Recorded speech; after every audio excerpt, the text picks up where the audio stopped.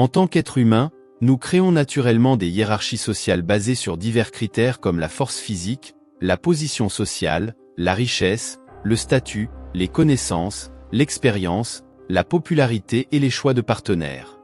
Que cela nous plaise ou non, nous portons des jugements sur les autres et les autres en font de même à notre égard, afin de déterminer notre niveau d'affiliation avec eux. Cela fait partie de notre nature sociale orientée vers la survie et la prospérité. Pour clarifier, cette vidéo n'a pas pour objectif de vous enseigner à devenir dominant ou alpha, car la dominance chez un homme se développe généralement à travers une maturation progressive du caractère et l'acquisition d'expérience dans divers aspects de la vie. Cette vidéo vise surtout à vous aider à identifier ou à mettre en valeur l'individu dominant dans un groupe, ou celui qui dirige une situation sociale, car cela pourrait être vous, si vous reconnaissez ces traits en vous-même et chez les autres. L'idée est que lorsqu'une personne occupe une position sociale supérieure, cela se manifeste par des communications non verbales envers les autres, ou de la part des autres envers elle. En d'autres termes, cela peut être clairement observé à travers le langage corporel, les gestes et les micro-expressions. Voici les 8 signes de dominance sociale basés sur des observations approfondies des personnes qui sont perçues comme les leaders de leur groupe. Certains d'entre eux sont assez évidents et d'autres le sont moins. Numéro 1. La stature à la fois forte et détendue. L'état de dominance se manifeste par un sentiment irréprochable de contrôle, de confiance et d'autorité sur différentes situations. Quand on ressent cela, on est naturellement plus détendu et insouciant. Vos mouvements deviennent lents, vous vous balancez davantage en marchant, vos paupières sont relâchées ou à demi closes, et vous avez tendance à vous appuyer en arrière lorsque vous êtes assis. En revanche, une personne qui est accablée, anxieuse ou nerveuse présente des gestes tendus, un langage rapide, des mouvements saccadés et a du mal à rester immobile longtemps. Ses yeux sont grands ouverts et il s'assoit plus droit ou légèrement incliné vers l'avant avec une posture fermée ou défensive. Numéro 2. Le contact visuel. Les personnes dominantes ou celles qui se sentent supérieures aux autres baissent rarement la tête, ou regardent vers le bas pendant longtemps. Leur menton est toujours relevé, et elles scrutent constamment leur environnement à la recherche de ce qui les intéresse. Leur sentiment de supériorité leur confère une attitude arrogante dans toutes leurs interactions, y compris dans le contact visuel. Leur conviction de la moindre valeur des autres les pousse à juger librement, ce qui peut mettre les autres mal à l'aise, mais cela ne les préoccupe pas, car elles sont convaincues que personne n'osera les défier. Numéro 3. Le sourire. Un sourire en coin peut subtilement indiquer l'approbation ou le rejet selon le contexte. Quoi qu'il en soit, les individus dominants sont difficiles à satisfaire et à déstabiliser. Ils restent généralement impassibles et sont rarement hors de contrôle ou trop expressifs. Ils montrent peu d'émotions, qu'elles soient positives ou négatives. Numéro 4. Le contact physique.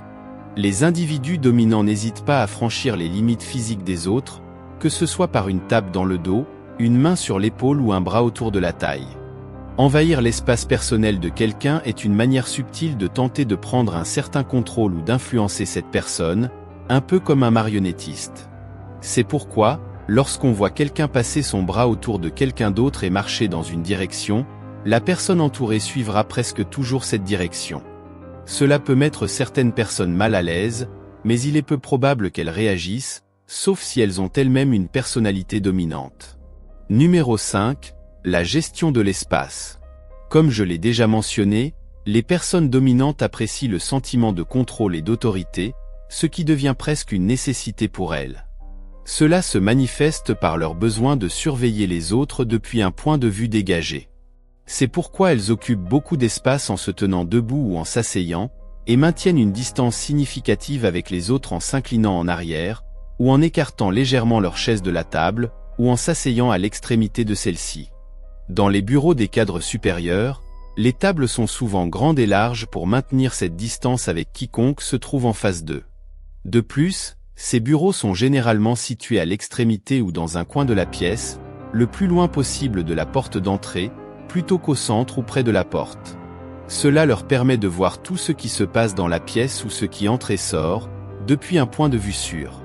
Numéro 6. La voix grave. Une voix aiguë peut indiquer soit de l'excitation et de l'enthousiasme, soit de l'insécurité et de l'anxiété. Les personnes dominantes n'ont jamais besoin de se forcer pour se faire entendre. Comme je l'ai déjà mentionné dans une autre vidéo, quand elles parlent, les gens écoutent. Elles ne disent que l'essentiel et n'ont jamais besoin de justifier longuement leurs propos, car généralement, ceux qui insistent trop pour prouver un point, sont ceux qui manquent de confiance ou de sincérité dans leurs déclarations. Septièmement, obtenir l'approbation. C'est probablement quelque chose que vous observez fréquemment dans le monde des affaires. Les gens flattent souvent leur patron pour obtenir son approbation et se rapprocher de lui, espérant ainsi accéder à des postes de statut et à divers avantages. Le besoin constant d'apaiser les personnes dominantes devient évident lorsque l'on comprend que leur approbation offre une chance d'être admis dans leur cercle social ou récompensé par leur confiance. C'est une forme d'opportunisme qui vise à assurer sa prospérité. Chaque fois que les personnes dominantes ont besoin d'aide, on remarque facilement que les gens autour d'elles rivalisent subtilement pour être les premiers à proposer leur assistance et être choisis pour leur rendre service. Numéro 8. Les compétences précieuses.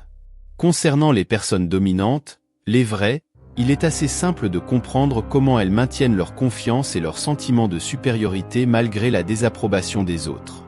Leur authenticité et leur attitude détachée vis-à-vis d'elles-mêmes et de leurs actions ne les défavorisent jamais complètement. Que les gens les apprécient ou les détestent, ces personnes restent nécessaires pour leurs compétences ou leur ingéniosité dans des domaines très demandés. En d'autres termes, il est crucial d'avoir des compétences, des connaissances et une expérience qui sont non seulement personnelles mais aussi suffisamment précieuses pour que les gens sollicitent constamment votre aide. N'oubliez pas de laisser un j'aime à ce partage, et cliquez sur le contenu suggéré pour plus de vidéos. Merci d'avoir regardé.